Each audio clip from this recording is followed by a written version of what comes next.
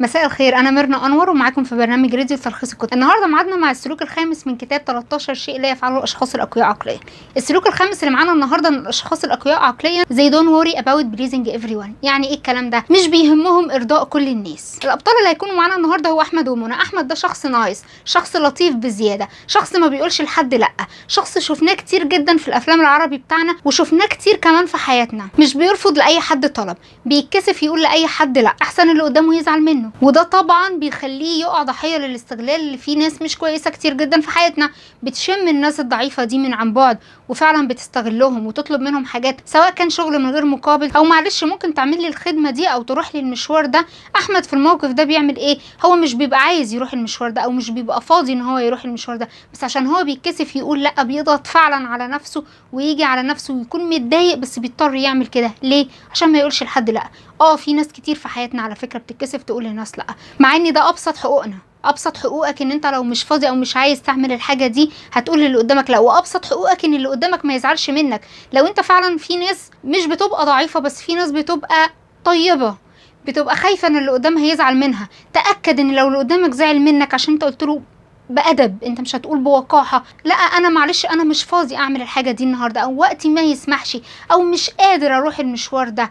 لو اللي قدامك زعل منك فهو يبقى الغلط غلط وتأكد ان انت صح، او لو هو شخص عاقل فعلا هتبقى انت اديته الفرصة زمان وهو معلش اتعود على كده، فلما تيجي تصلح ده هيحصل ايه؟ هيستغرب اول مره، هتحسه متضايق اول مره.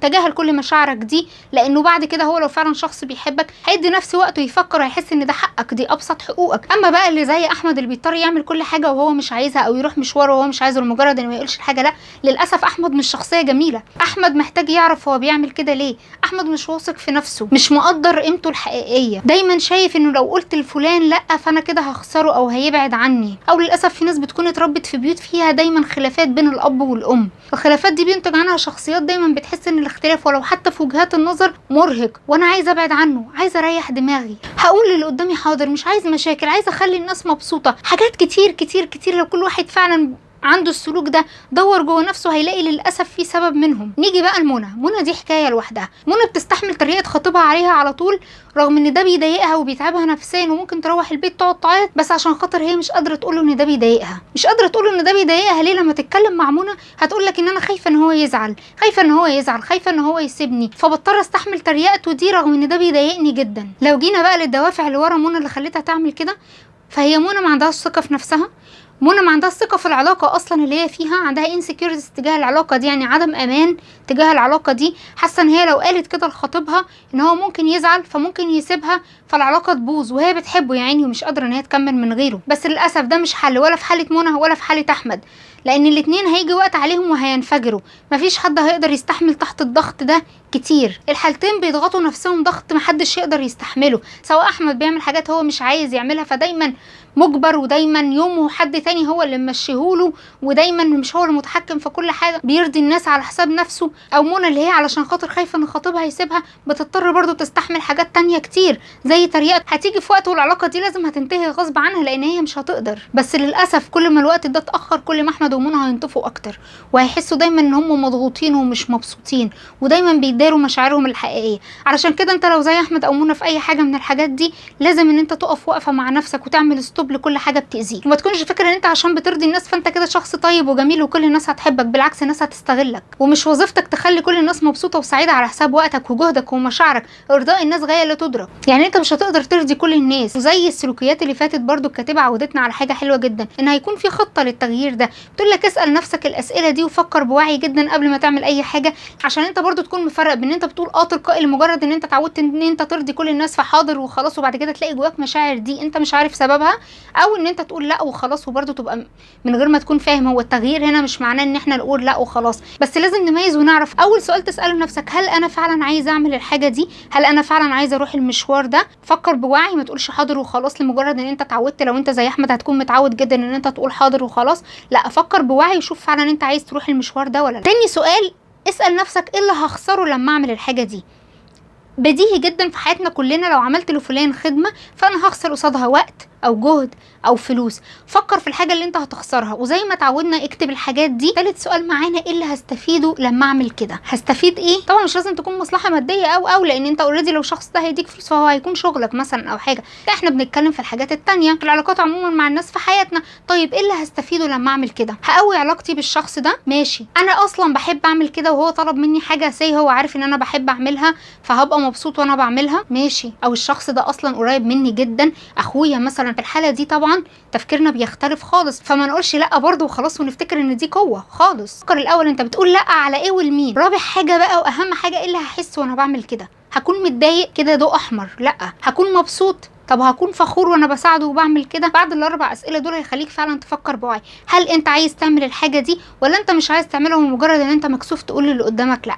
لو كانت النتيجه ان انت فعلا مش هتكون مبسوط ومش عايز تعمل الحاجه دي، مفيش مشكله ابدا ان انت تروح تقول للي قدامك بمنتهى الادب وبحزم انا مش هقدر اعمل كده. وزي ما قلنا اللي قدامك لو زعل ان انت قلت له بصراحه انا مش هقدر اعمل كده، يبقى الشخص ده ممكن اصلا يكون عنده هو مشاكله، اللي منها ممكن تكون السيطره والتسلط اللي اتكلمنا عنها في النقطه الرابعه في السلوك الرابع. هسيب لكم برده الاي بتاعته عشان لو ما شفتوش تشوفوها. هو شخص شايف ان كل الناس لازم تكون تحت تحكمه، فمش هيحترم ان انت تقول له لا او ان انت مش فاضي، وهيضايق منك ويبتدي يقول، ودي نقطه بتخوف ناس كتير، يبتدي يقول عليك ان انت مش جدع وان انت. لكن لا، لو انت فعلا شخص قوي عقليا هتعرف انه عشان فلان يقول عليا جدع فانا لازم اعمل له حاجه من غير مقابل، فهو اللي مش جدع، هو اللي ما ينفعش يبقى صاحب. ممكن الناس تقول طب فين الوقت اللي انا اقعد احسب الحاجه؟ نفترض شخص متصل بيا في التليفون وبيقول لي انا عايزك تعملي المشوار الفلاني، هقعد امسك اجيب ورقه وقلم واقعد امسك واشوف انا او لا؟ بص، في اشخاص احنا عارفين في حياتنا ان هي اوريدي بتستغلنا، فاوريدي من قبلها هيبقى ردك جاهز وهتبقى عارف هتعمل ايه. في شخص هيكون اول مره يطلب منك كده، فانت مش عارف الشخص ده هتصنفه طبعا، مش عارف انت اصلا عايز تعمل كده ولا لا. افضل حاجه واللي المفروض اي حد يعملها، طيب انا هشوف يومي واقول لك، لان فعلا انت ممكن يكون حتى لو انت عايز تقول وعايز تروح وعايز تعمل، انت فعلا ممكن يكون وراك حاجه اليوم ده، بس انت حد فاجئك في التليفون انا عندي مشوار عايزك تروحولي او عندي اي حاجه عايزك تعملها لي. طب ما انت ممكن تتفاجئ وتنسى فعلا اللي عندك. فحاضر هشوف يومي، وفعلا لو لقيت حاجه في يومك هتعتذر له بشياكه. لو ما لقيتش بس انت برضو في نفس الوقت مش عايز تروح، او شايف جاوبت على الاربع اسئله دول وشايف ان انت مش عايز تروح، انا مش هقدر ان انا اعمل لك المشوار الفلاني او مش هقدر اعمل لك الحاجه دي، انا اسف جدا.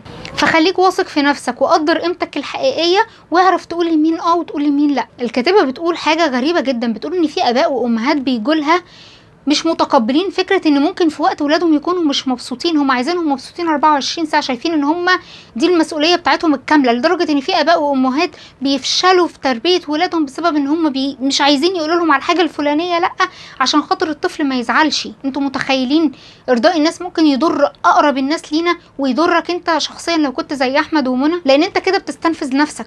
فلا، سواء كنت في شغل مديرك او حد من زمايلك قال لك حاجه بطريقه ما عجبتكش، بمنتهى الادب اعترض على اسلوبه. ولو كنت في علاقه واللي قدامك مش مقدرك ومش محترمك وبيتريق او بيقولك اي حاجه تاذي نفسيتك، اعترضي برضو مهما كانت النتيجه. لو قاعد وسط اصحابك وحد اتنمر لا يا جماعه ستوب، انا بكره الموضوع ده، انا مش هسمح لك ان انت تتريق عليا. او ما تخافش من ردود الافعال اللي ممكن تحصل، ده زعل، ده اتقمص، ده مش عارف ايه، لا انا بحط حدود، لا انا حازم، لا انا مش يهمني ان انا ارضيكم وان انتوا تضحكوا وتنبسطوا شويه على حساب نفسي، لا انا عارف حدودي وعارف قيمتي وبحترمها وبحترم نفسي، ومش هسمح لاي حد يستنفذني على مستوى المشاعر او يستغلني سواء في طاقه او في وقت او في جهد. وصدقني ساعتها ثقتك بنفسك هتزيد جدا، هتكون راضي عن كل قراراتك، وحتى لو اللي قدامك اختلف معاك وقال لك يا عم انت مش جدع، يا عم انت مش عارف ايه، هتكون عارف ان انت فعلا اخترت الاختيار الصح، وهتكون حاسس ان انت متحكم في حياتك. والمفاجاه ان الناس فعلا بتحب الشخص الحازم، مش بتحب الشخص الضعيف. ابني حياتك على ايه اللي يخليك انت مبسوط، مش يخلي كل الناس راضيه. وما تنساش تقولي في الكومنتات، لسه بتتكسف تقول لحد لا؟